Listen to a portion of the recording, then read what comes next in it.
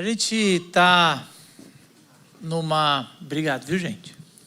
A gente está numa série deles para nós, o Espírito das Cartas, e a ideia é, cada domingo aqui, falar da essência de uma carta do Novo Testamento. Semana passada, a gente viu a essência e o espírito da carta à Igreja de Corinto. E a gente viu que a Igreja de Corinto é uma igreja cheia de dons, cheia de talentos, com pessoas ricas, mas era uma igreja dividida, uma igreja que tratava melhor algumas pessoas das outras, uma igreja que valorizava apenas quem tinha talento, apenas quem tinha recurso. E Paulo, está com eco aqui, isso está me atrapalhando um pouquinho. E Paulo, ele decide fazer esse confronto com aquela igreja, né? E agora a gente vai para a segunda carta para essa igreja. Segunda carta para a igreja em Corinto. Como é que a gente sabe o que aconteceu entre a primeira e a segunda? A gente sabe o que aconteceu entre a primeira e a segunda, lendo a segunda e vendo o que Paulo está respondendo, né, como uma parte. Essa semana eu recebi alguns cortes do julgamento que está tendo, né, lá no STF, que teve. E o interessante é que eu gosto de ver os cortes, porque eu falo assim, isso aqui é indireta para tal pessoa. Isso aqui é indireta para o outro juiz. E eu ficava vendo as indiretas que não estão dizendo, mas que você pressupõe o que aconteceu ali durante, porque eu não tenho tempo, diferente do Paulo, aqui do meu lado, não tenho tempo para ficar vendo o julgamento todo. O Paulo adora essas coisas. Uma CPI, o Paulo ama. Eu gosto muito mesmo. Cara, e é verdade, vocês pensam que eu estou zoando. Eu perco o maior tempão com isso. Cara, assim, não devia, né? Fica até uma primeira lição dessa pregação, ou não? A primeira lição não deveria... Não perca tempo com bobagem, é a primeira lição de hoje. E aí, essas indiretas, eu falo assim, é mais ou menos assim.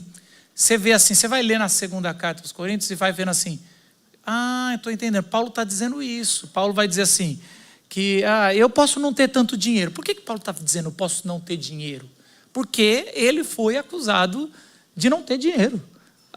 Por alguma forma aquela igreja fez alguma coisa. E o que aconteceu? No capítulo 2 dessa carta, antes da gente ler o texto que a gente quer ler, Paulo, ele diz o seguinte, na minha outra carta que eu escrevi, eu sei que eu fui severo, mas eu estava com lágrima nos olhos. Que carta é essa? Não é a 1 Coríntios. Então a gente sabe que teve uma carta no meio. Então talvez isso vai ser uma grande novidade para você. Mas a 2 Coríntios deveria ser 3 Coríntios. Porque tem uma carta no meio que, por algum motivo, na soberania de Deus, não chegou até nós. E na verdade a gente vai saber por que não chegou até nós. Porque Paulo confronta na primeira uma igreja que tinha muitos talentos e muita gente abastada, mas que estava tratando as pessoas diferentes. Paulo confronta, essa igreja não aceita. Paulo escreve uma carta mais severa, com lágrima nos olhos, mas botando os pingos nos is, apontando os nomes, os dedos. E essa carta leva uma divisão, né, na igreja, e essa turma começa a desmerecer Paulo, duvidar do apostolado de Paulo e a humilhar Paulo com várias questões, que eu vou até trazer aqui. E é muito interessante porque essa igreja, ela divide, e aí sou eu falando, provavelmente a gente não tem essa carta porque alguém chegou e falou assim, rasgou a carta e falou, vamos esquecer essa carta? Alguém falou isso, porque a carta a gente não tem, mas a gente sabe que foi muito indigesta. E era, para Paulo, na minha opinião, não na minha opinião, o normal para Paulo seria nessa carta pesar a mão também. Vocês estão doidos? Vocês estão malucos? Vocês sabem com quem vocês estão falando? Porque se você pensar, Paulo, presta atenção, Jesus fez o ministério, morreu, ressuscitou, subiu aos céus. Jesus vai voltar, mas ele volta uma vez antes. Para Paulo. Então, se há alguém que pode falar, sabe com quem você está falando? Com um cara que Jesus voltou, falou, vamos aí, o que está me perseguindo? Se converte, tem um ministério entre os gentios, estou voltando, é onde eu volto. Mas eu vim só porque faltava um. sabe? Judas traiu, eu quero 12, eles escolheram Matias, mas eu escolho você, Paulo, vai. E aí ele faz isso. Então assim, era para Paulo pesar a mão, e essa carta, 2 Coríntios, é a carta mais emotiva de Paulo. É a carta mais sensível de Paulo. É a carta mais pessoal. E olha que Paulo escreveu cartas pastorais que foram sensíveis. Alguém comentou numa das cozinhas da mensagem dessa série, dizendo assim: obrigado por vocês estarem, depois de décadas de cristianismo, vocês estão reconstruindo um novo Paulo na minha cabeça. Eu sempre pensei que Paulo é turrão. Por quê? No mundo acadêmico, os nossos professores de sociologia, de filosofia, nunca leram teologia de verdade. Leram mais assim, uma coisa. E tem uma coisa muito difundida na universidade no Brasil, que Paulo fez Jesus era uma coisa e Paulo é que fez o cristianismo. É as cartas de Paulo que pesaram a mão, para Jesus é uma outra coisa. Paulo era muito rígido, Paulo era machista, Paulo era... E aí vai fazendo um monte de coisa. E quando você vai ler Paulo, você fala: caramba, esse não é o Paulo que eu estou lendo aqui. Paulo é um cara extremamente sensível, era duro às vezes, mas era um cara mantegão. Que na hora que a gente pensa que vai dobrar a aposta, ele vem pedir perdão de algo que ele foi ofendido. E vem falar do ministério da reconciliação. Então eu queria começar com quem que eu comecei no primeiro culto? Que agora eu já não me lembro. Foi com você? Foi com o Paulo, né? É? Não, foi com você. Tudo bem, Agnes? Descontraído, eu vou decidir você.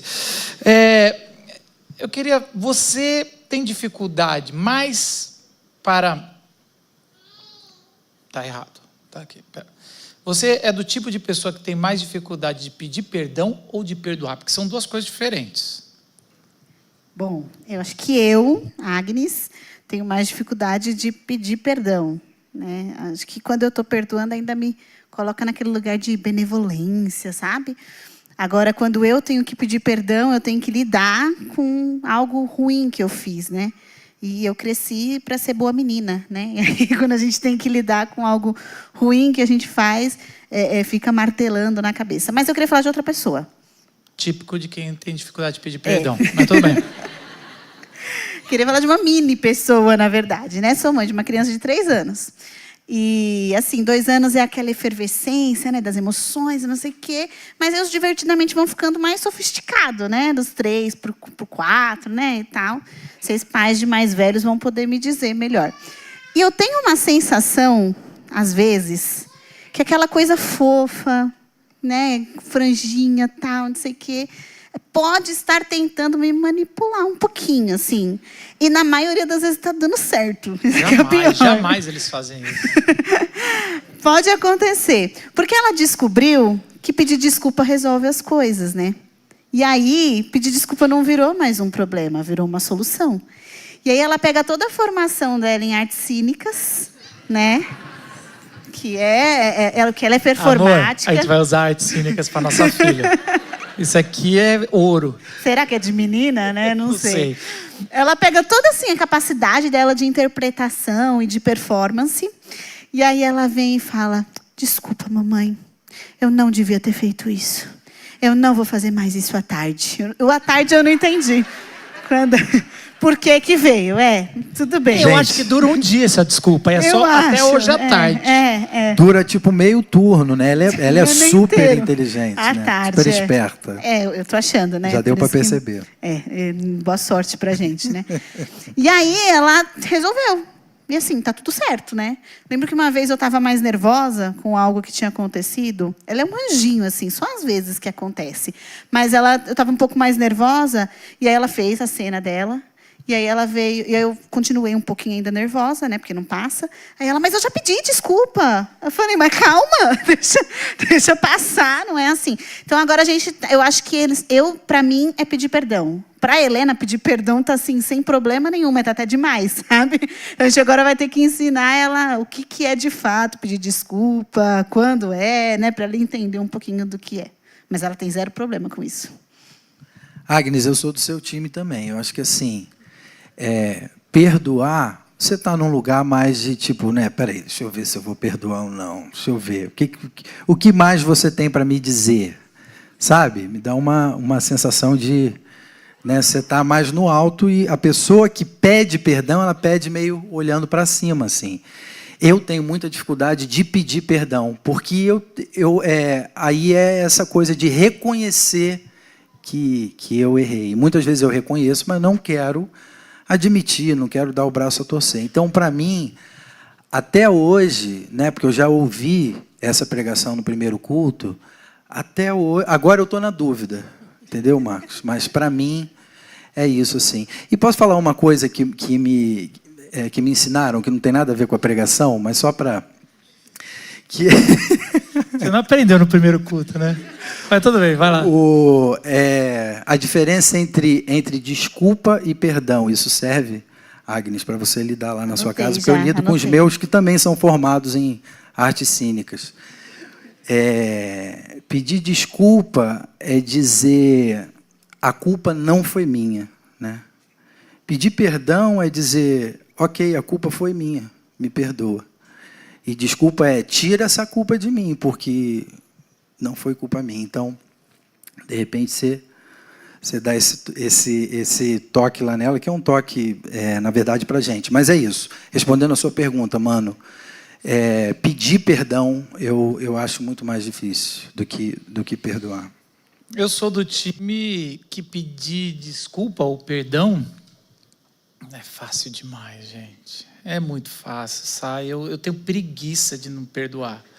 Ou de ficar de mal, sabe? Não, perdoar, aí já é uma coisa mais... ainda mais esse tipo aqui com Paulo, que foi humilhado, foi ferido o ego dele. Então, eu não sei se Paulo... pelo jeito, Paulo não é igual eu, que a linguagem do amor é palavras de afirmação. Porque aí, cara, perdoar... Agora, pedir perdão, eu sou casado. Então, a gente vive pedindo perdão e é assim. E eu costumo dizer que eu peço, na minha cabeça, peço mais perdão de coisas que eu não tenho culpa ou... A cara de Natália ali olhando para ele. Eu peço perdão de coisas que eu nem sei que eu estou pedindo, mas vamos lá. O que é bom, o que eu quero é viver em paz. E os dois, aqui os exemplos que a gente trouxe, todos nós estamos ainda muito na superfície do que Paulo está falando, né? O Paulo está nos convidando, porque essas respostas, e todo respeito, Paulo, esses tipos de desculpa, tira a culpa, perdão, assume, eles ainda são respostas religiosas para um negócio muito mais profundo nosso. Que Paulo está nos convidando para algo muito mais sério, para um chamado muito mais profundo que fez Paulo não só não responder, perdoar, mas convidar a igreja de Corinto para esse mesmo lugar onde Paulo estava. Então, eu queria convidar os irmãos para abrir em 2 Coríntios, e o texto principal, onde está o espírito dessa carta, nós acreditamos que está lá no capítulo 5, versículo 14 a 21, a gente vai ler na NVT, e vai estar na tela também para você que está sem Bíblia.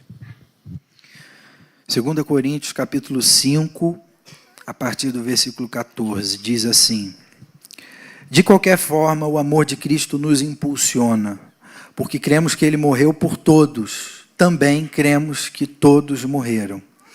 Ele morreu por todos para que os que recebem sua nova vida não vivam mais para si mesmos, mas para Cristo, que morreu e ressuscitou por eles. Portanto, não avaliamos mais ninguém do ponto de vista humano. Em outros tempos pensávamos em Cristo apenas do ponto de vista humano, mas agora o conhecemos de modo bem diferente. Logo, todo aquele que está em Cristo se tornou nova criação. A velha vida acabou e uma nova vida teve início. E tudo isso vem de Deus, aquele que nos trouxe de volta para si por meio de Cristo e nos encarregou de reconciliar outros com Ele. Pois em Cristo Deus estava reconciliando consigo o mundo, não levando mais em conta os pecados das pessoas. E Ele nos deu essa mensagem maravilhosa de reconciliação. Agora, portanto, somos embaixadores de Cristo. Deus faz seu apelo por nosso intermédio. Falamos em nome de Cristo quando dizemos: reconciliem-se com Deus, pois Deus fez de Cristo, aquele que nunca pecou, a oferta por nosso pecado, para que por meio dele fôssemos declarados justos diante de Deus. Que Deus ilumine a sua palavra. Eu queria retomar aqui o que ao ler a carta de 2 Coríntios, o que essa igreja realmente confrontou em Paulo, para Paulo ter que ir tão profundo, não só em perdão, mas no ministério da reconciliação. E a gente encontra mais no capítulo 10 e 11 a ofensa. É como se Paulo primeiro falasse: ó, vocês estão perdoados tudo, depois ele vai falar. Depois ele vai tocar nos assuntos que ele foi. Então a gente vai ver que no capítulo 10, logo no começo, Paulo vai falar que eles acusaram Paulo e disseram que ele escrevia bem, mas era fraco ao vivo. Então você imagina, Paulo, alguém falar: o Paulo no Spotify é um leão, mas no ao vivo é ruinzinho. É verdade, né? A voz chinfrim. Acho que isso é coisa de Paulo, né? E é interessante que, cara, que é isso? Que Paulo escreveu nessa segunda carta, que os caras já começam assim dizendo: não, mas Paulo escreve de novo, eu quero ver ao vivo. Você não tem nada, você é muito fraco ao vivo.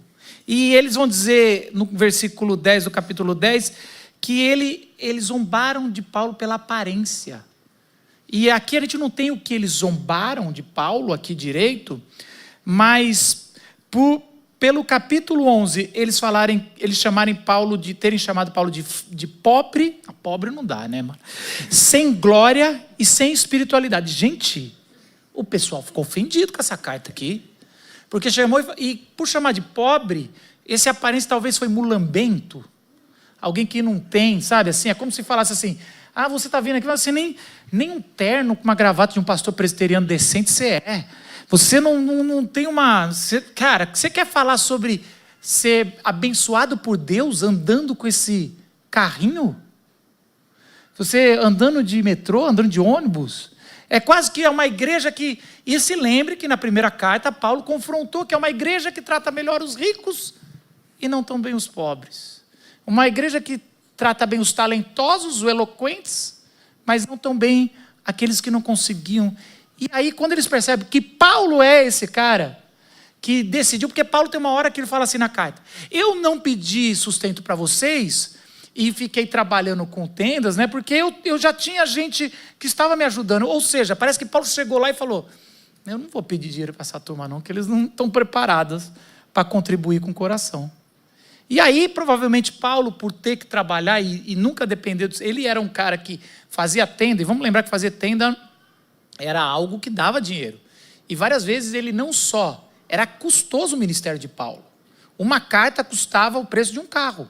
Mandar. Você tinha que pagar não só o material da carta, você pagava geralmente a hospedagem de dias que alguém tinha que levar essa carta, você tinha que pagar o soldado que ia junto e tudo mais. Então, assim, Paulo ele trabalhava para sustentar o ministério dele e não depender de igrejas várias vezes. E mesmo assim ele ainda recebia ofertas. Mas Paulo, ele é acusado de, você não é um cara eloquente, ou seja, Paulo não tinha carisma, nem poder, nem presença. Por isso que eu fiquei, quando eu vejo essa carta, eu falo assim: caraca, se eu recebo tamanha humilhação coletiva de parte da igreja, eu não sei se eu ficaria numa igreja. Eu falei: então tá bom. Ou eu dobraria a aposta. Eu falo: quem vocês pensam que são? Vocês sabem? Sabe onde eu estudei? Eu estudei na FLAM. Minha mãe é diretora, me pôs para dentro, é verdade. Mas eu estudei. Talvez a gente dobraria a aposta para... Eu sou desse jeito assim, me ajuda porque eu vou passar por cima. E às vezes você sabe que eu tenho esse pecado, sabe? Não, Paulo? Assim, eu sei muito bem. E a gente... E eu vendo Paulo, mas ele decide falar: não. Quem está em Cristo é nova criação. Quem é mais velho aqui, leu na Almeida, cresceu na igreja, como é que era esse versículo? Quem está em Cristo é nova? Mas depois, os tradutores começaram a perceber que a semântica ampliava, quem está em Cristo é nova criação, e faz diferença. É como se a cruz de Cristo, Deus torna tudo de novo no barro, no pó da terra, e refaz do zero. Nós não somos uma reforma de Deus. Nós não somos um puxadinho do reino de Deus. Você não é alguém que Deus pegou e deu um tapa, melhorou, está assim, tem uma linguagem agora mais crentez, fala a paz do Senhor, meu irmão. Você não é uma reforma bem feita do Senhor. Você é uma nova criação. E por ser uma nova criação, não se trata do mesmo jeito que era antes. Paulo fala assim, o velho Paulo, que matava por muito menos, eu teria passado. Mas eu sou uma nova criação. Eu quero, não só já está perdoado vocês, mas eu quero convidar vocês para participar de um ministério que crie igrejas que perdoam, que crie igrejas que ensinam a perdoar. Não só vocês. Olha a visão de Paulo. Eu vou escrever mais uma para vocês, mais uma carta. E essa carta vai ser a carta que eu vou ser mais vulnerável. Era para ser uma carta, agora vai ser mais formal. Era para o Paulo ter jogado um GPT, seja formal, não dê brecha. E o final da carta de 2 Coríntios teria assim, mais alguma coisa? Gostaria que eu fizesse uma planilha sobre essa carta? Teria assim. Mas não, Paulo fala assim, eu vou abrir o meu coração. Vocês vão ver um Paulo que vocês nunca viram. Por quê? Porque o Cristo que me libertou e que me recriou e que me fez uma nova criação é suficiente para me provar quem eu sou. Então a minha aparência, talvez de mulambento, talvez uma aparência de não apóstolo, seja lá o que isso representava na época, está tranquilo. Eu não ter recursos, várias vezes eu não poder ir visitar. E ele fala isso. Eu tive que mandar a segunda carta, que vocês acabaram com ela, porque eu ia visitar e eu queria o melhor momento para visitar, e não o momento da bronca, eu queria o momento da alegria com vocês. Ou seja, talvez teria sido evitado tudo isso se Paulo tivesse muito recurso e pudesse visitar quando quisesse as igrejas. Ele fala, isso tudo para mim é passado. Eu quero que vocês se tornem uma igreja que perdoe, que entenda o que é o ministério da reconciliação. Porque a gente... a pessoa que é o não religioso,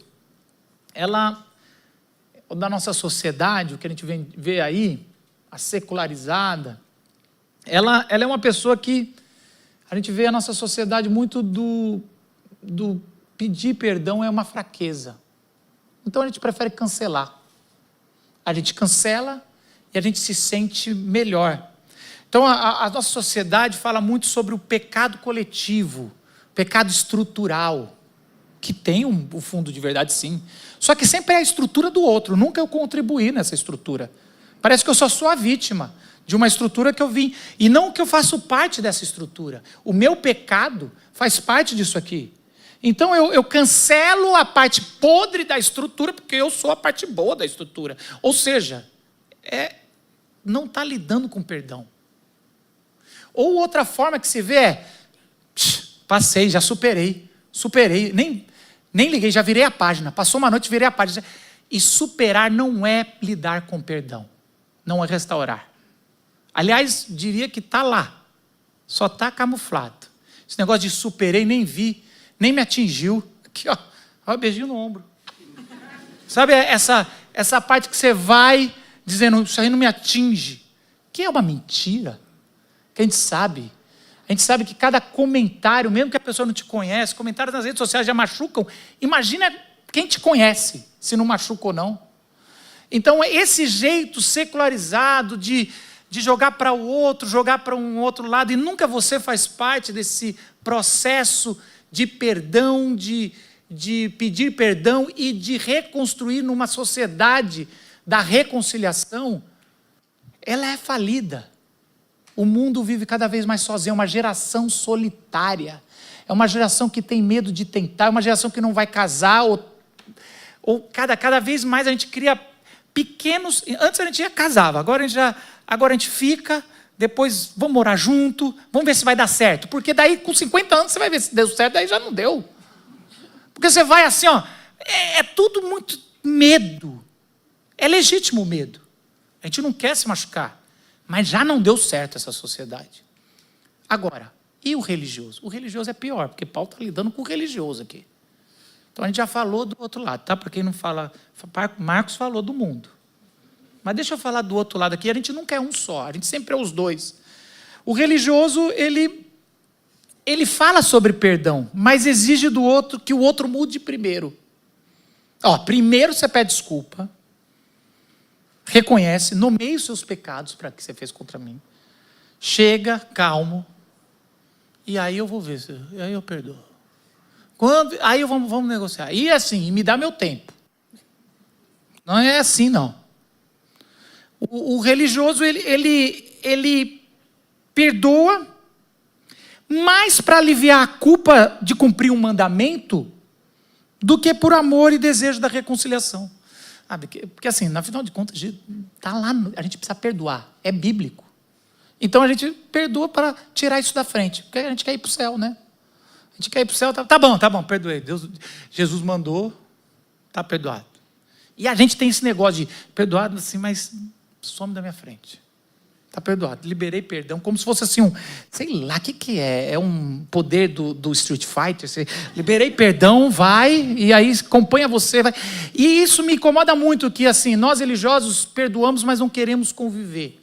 Então tem uma frase bonita, fala assim, perdoar não é conviver. E tem um pouquinho de verdade, mas tem um pouquinho de coisa ruim aí. Porque nunca é só verdade, só mentira. Então assim, eu fico imaginando Jesus na cruz falando, morri na cruz, perdoei vocês, humanidade, está tudo perdoado, mas vai para o inferno que eu não quero conviver com vocês. Mas lá no inferno sabe que vocês estão perdoados, tá bom? Porque perdoar não é conviver.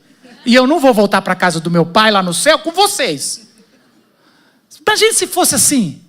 Então esse negócio de perdoar não é conviver, eu entendo.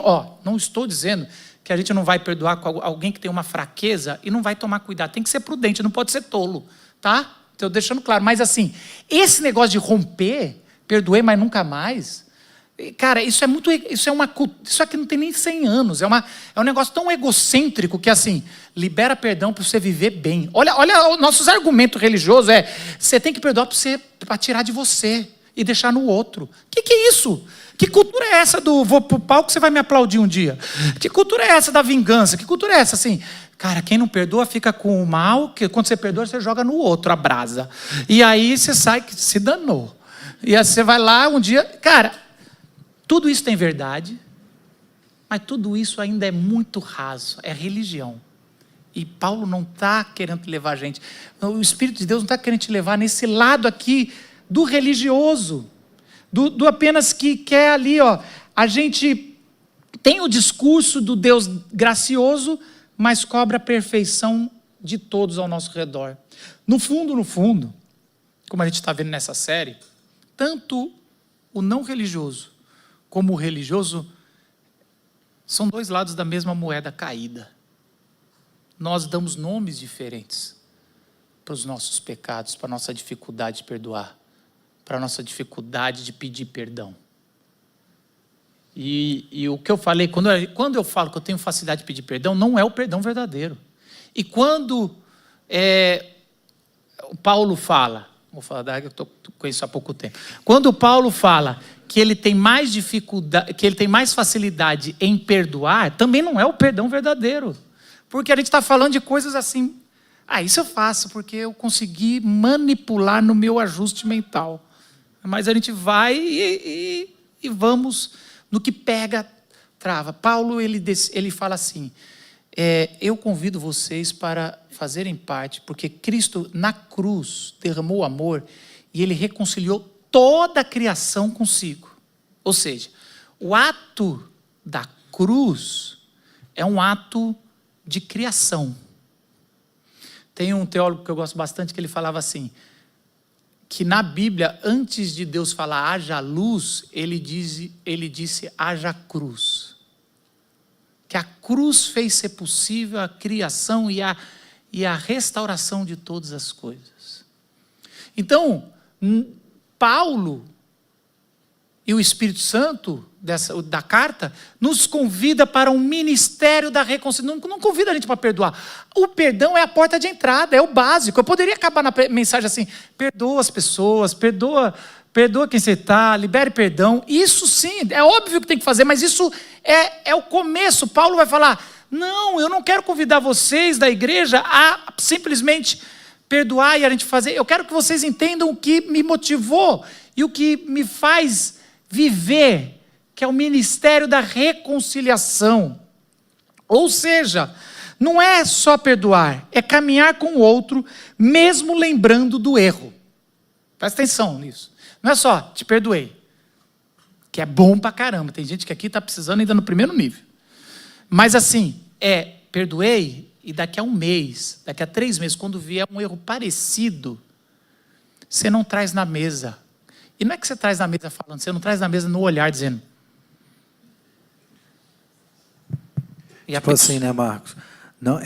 Não gosto de dar indiretas, mas certas pessoas, né, na mesa, você manda essa. E você só está sozinho com a pessoa. Nessa mesa alguém vai...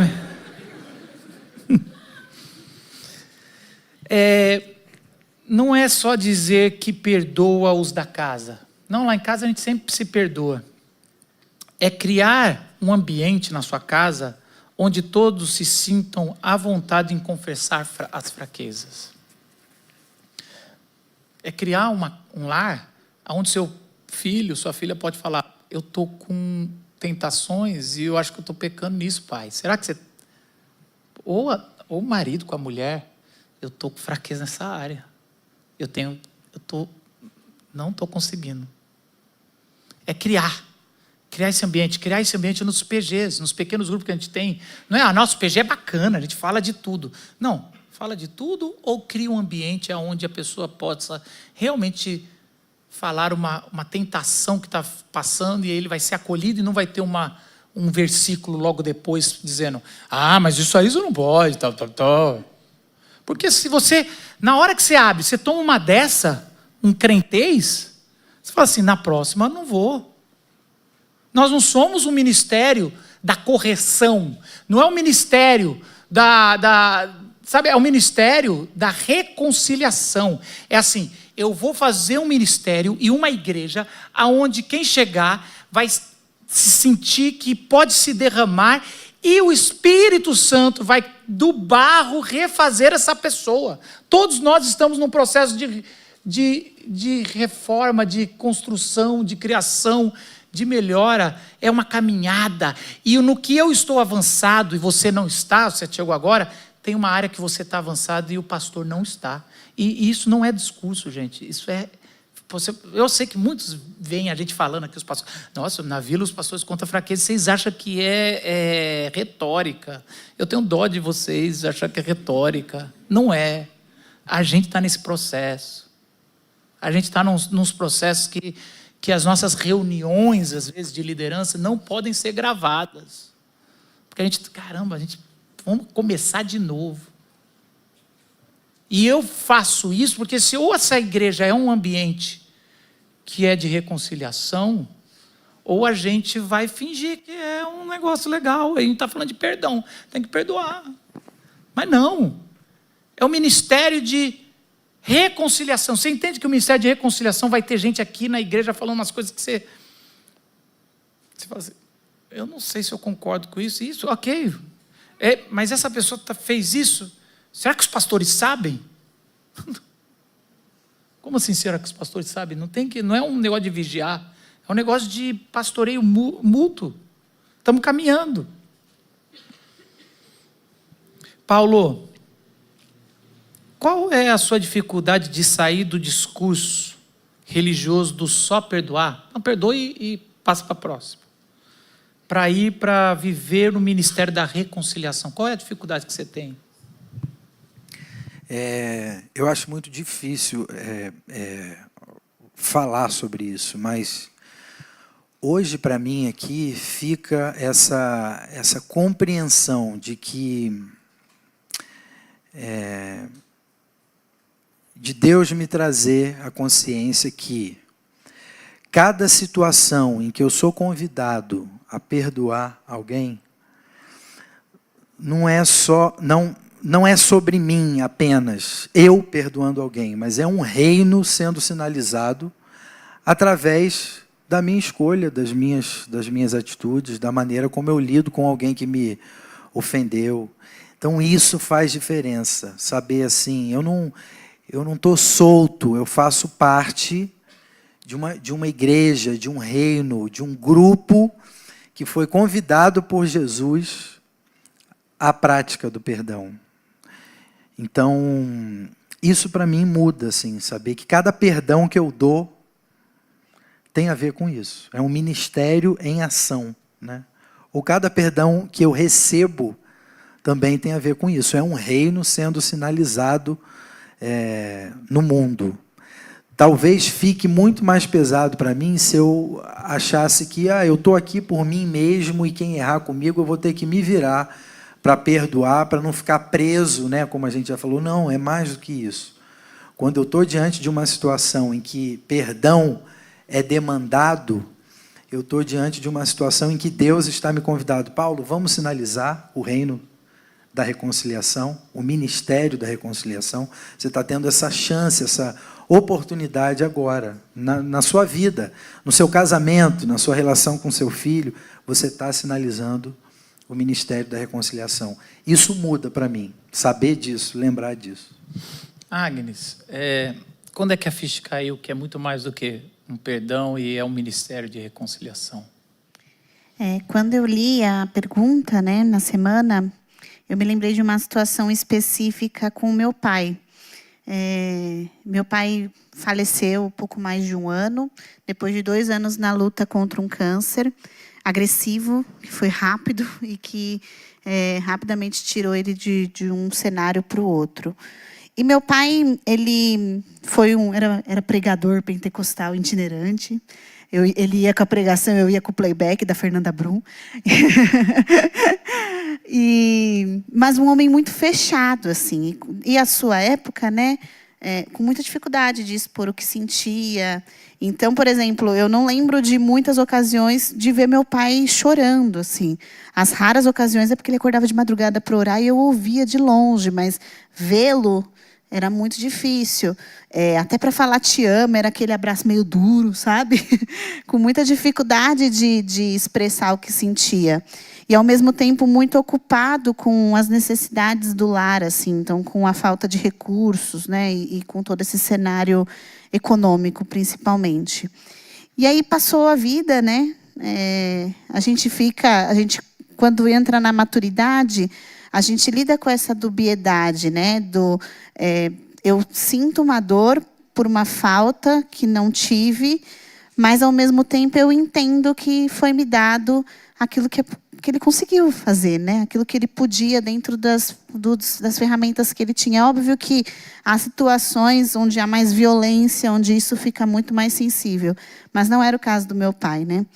E aí passou-se, o câncer veio, e aí um dia ele me chamou para conversar, já muito debilitado com o câncer, e aí eu vi meu pai aos prantos, chorando muito, e me pedindo desculpa, falando, filha, acho que eu não fiz o suficiente, acho que pressionado pela sensação de que o relógio está chegando na meia-noite, né? Eu não fiz o suficiente, eu não parava para conversar com você,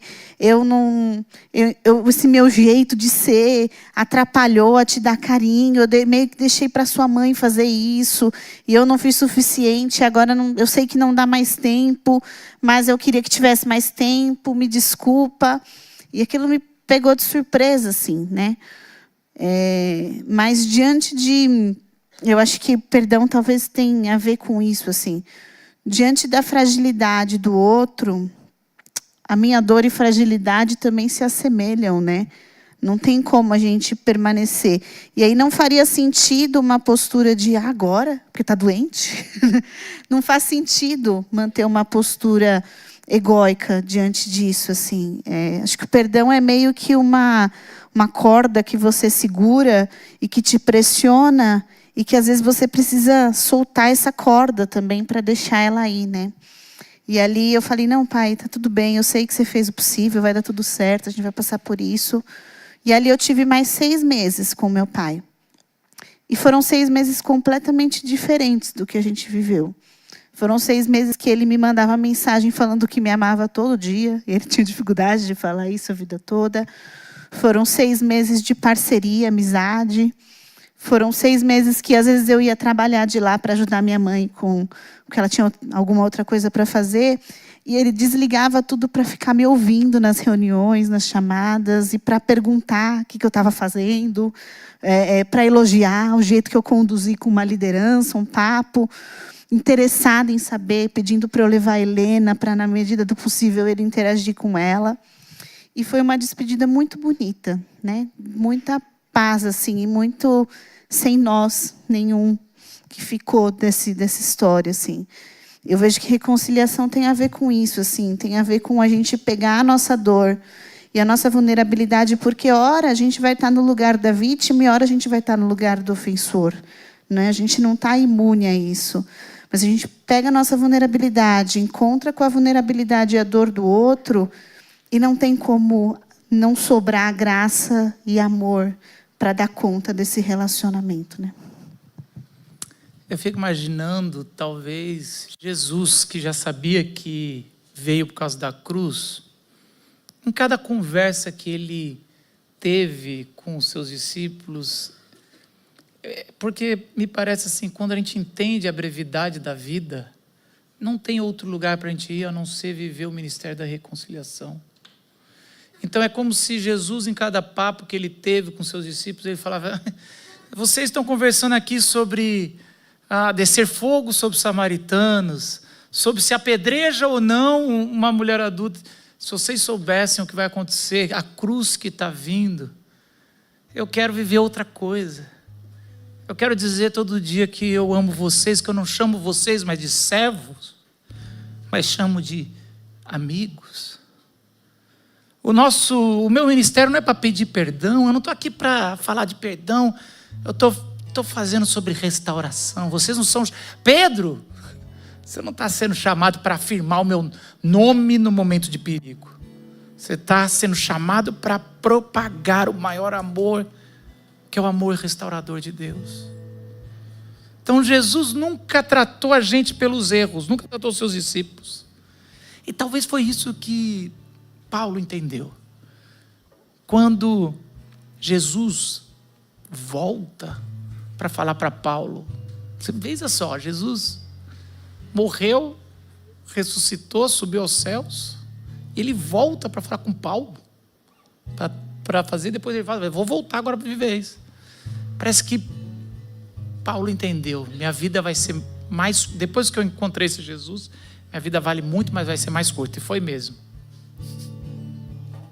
Mas ele falou: não tenho tempo. Quando ele recebe quando Tito vai visitar e conta tudo isso que aconteceu, ele fala: eu não tenho mais tempo para viver rancor, para viver angústia, para viver a lei. Eu estou no ministério da reconciliação. E Jesus, ele nos convida. Paulo, ele escreve: o amor de Cristo nos constrange. Essa palavra também pode ser traduzida como o amor de Cristo nos impulsiona. Você entende o que é?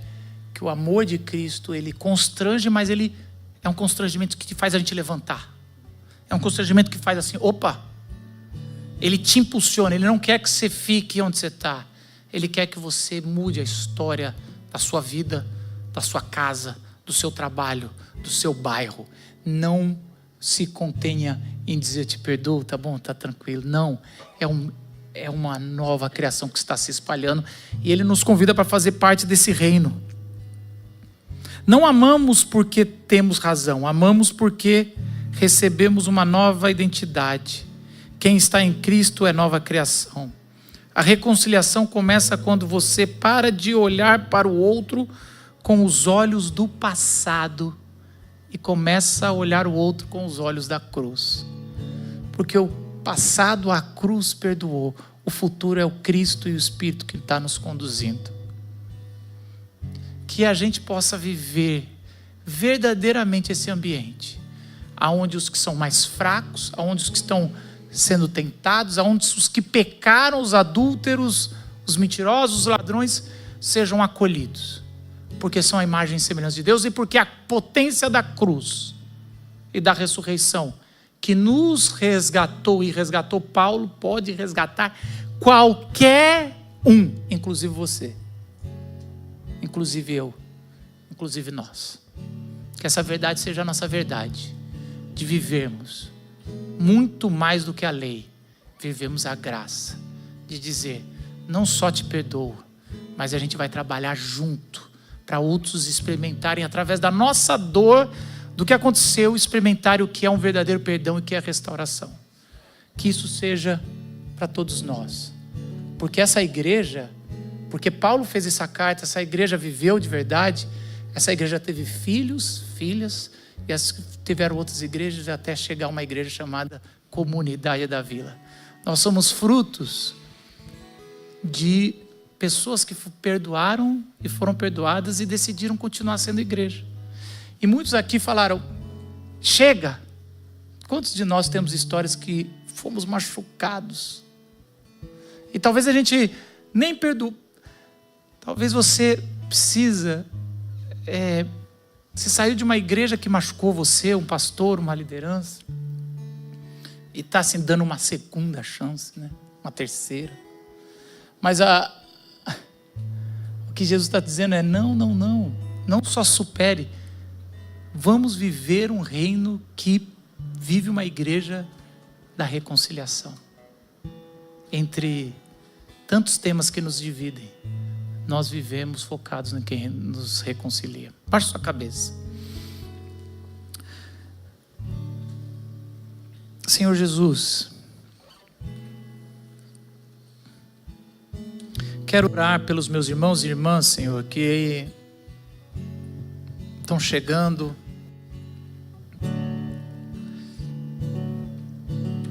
e ainda nem experimentaram o perdão eterno da cruz. Que o Senhor derrame no coração de cada um que invocar o Teu nome, Senhor, como Salvador, o perdão eterno. E que esse perdão transborde, Senhor. Transborde, Senhor, na vida dessa pessoa e que não só ela libere perdão, mas ela entre para o ministério da reconciliação, Senhor. Quero orar pelos meus amigos não religiosos e os amigos religiosos, como eu, para que a gente entenda, Senhor, a profundidade, Senhor, do que o Senhor tem nos chamado e do Senhor tem colocado a comunidade da Vila. Que a gente possa realmente, Senhor, viver com o olhar da reconciliação, em nome de Jesus. Amém.